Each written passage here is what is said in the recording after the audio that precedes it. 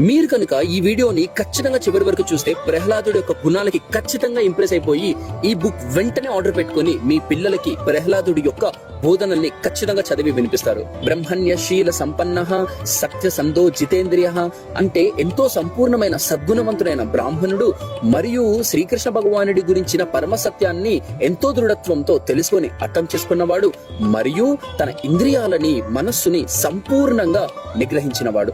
ఆత్మవత్ సర్వభూతానం ఏక ప్రియ సహృత్తమః ప్రతి ఒక్కరి హృదయంలో శ్రీకృష్ణ భగవానుడు పరమాత్మగా నిలిచి ప్రతి ఒక్కరి వెల్ విషర్, ప్రతి ఒక్కరి మేలు ఎలా అయితే కోరుతున్నాడో సేమ్ అలానే ప్రహ్లాదుడు కూడా ఇలాంటి గుణాన్ని కలిగిన వాడు. దాసవత్తన్న తార్యాంగ్రిహి పితృవత్ దీనవత్సలః అంటే ఎంతో మంది గొప్ప గొప్ప మహాత్ములకి ఎంతో రెస్పెక్ట్ తో దాసుడిలాగా ఉండడం, ఎంతో మంది బీదవారికి పతితులకి ఒక తండ్రిలాగా ప్రేమను కేర్ ని చూపించడం.